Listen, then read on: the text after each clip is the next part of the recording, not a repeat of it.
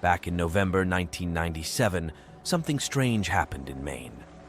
A kid was seeing a psychologist and started talking about a buddy named Mr. Grin.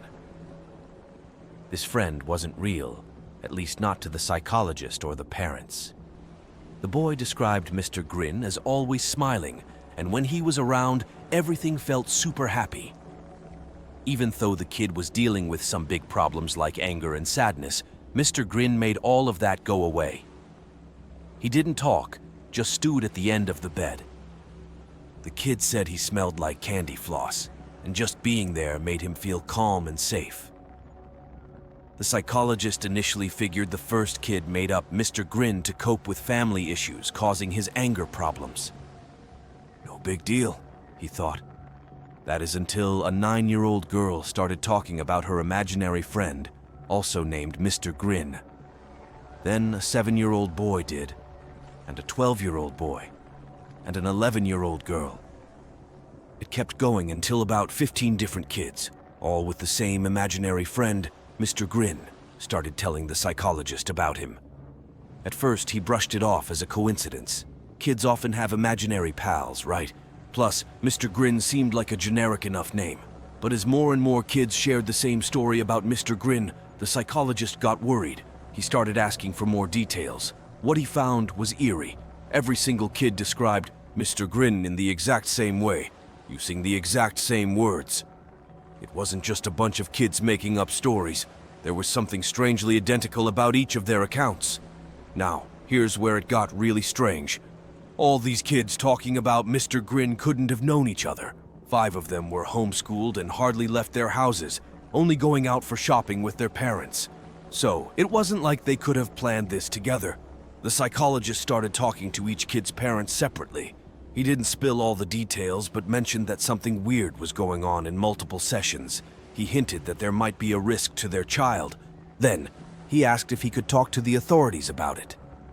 The parents agreed, but they wanted to be kept in the loop about what was happening. It was like stepping into a mystery, where everyone was connected by something they couldn't understand. Disturbing developments unfolded as one of the children claimed that Mr. Grin was now constantly talking to them in their head, revealing terrible things.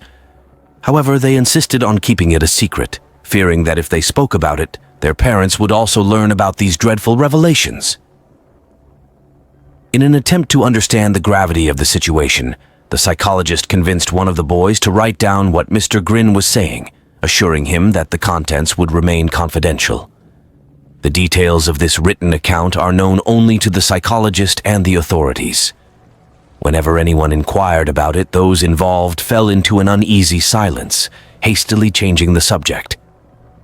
Sleep became elusive for the children. Security camera footage captured them sitting upright, eyes unblinking, staring at the wall without making a sound. Sedatives proved ineffective. One of the girls started carving strange circular marks into her skin, while 2 of the boys stopped communicating in English entirely. The language they spoke remained unidentified, baffling those who attempted to understand or translate it. The atmosphere grew increasingly tense as these bizarre and distressing behaviors manifested, leaving everyone involved in a state of deep concern and bewilderment. As the new year dawned in 1999, an unsettling conclusion loomed. All 4 children had inexplicably disappeared without a trace. No clues emerged regarding who might have taken them, and extensive searches yielded nothing to this day. The mystery deepened, leaving no indication of their whereabouts or whether they were alive or deceased. Strangely, no suspects were ever identified. All 4 children seemed to have vanished into thin air, mirroring the fate of the others who also remained missing, their disappearances shrouded in unexplained mystery. After nearly 2 weeks of uncertainty, doubts arose among many that Mr. Grin had ever been real. Some psychologists speculated it was a bizarre shared delusion, lacking any grounding in reality.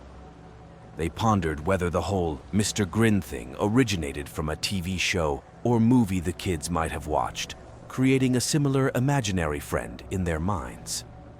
Then a chilling turn of events unfolded. One of the boys who had been part of the mysterious Mr. Grin tales went missing. His room's camera had gone dark around 2 a.m. his frantic mother rushed to check on him, only to find an empty room.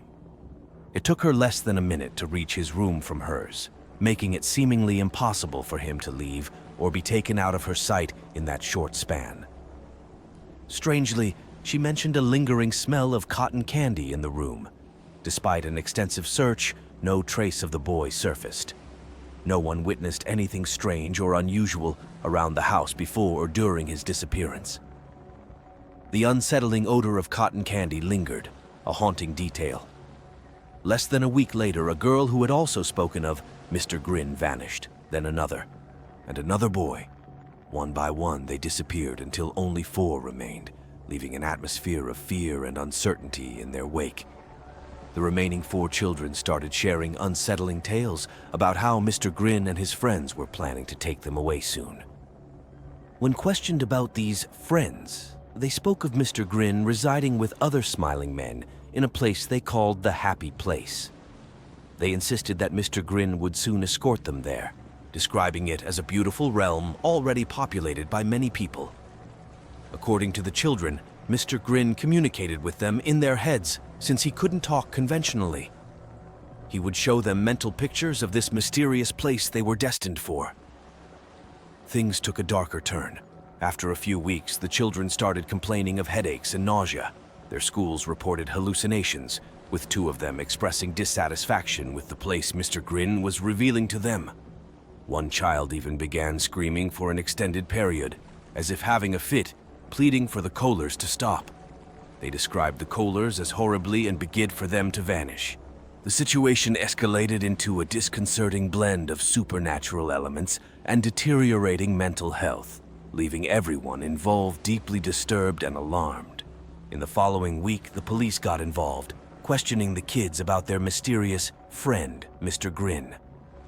They wanted to know every detail about how he looked, though the kids struggled to describe him beyond the constant smile and the feeling that he was not like them, how he entered their homes, and what he did when he was there.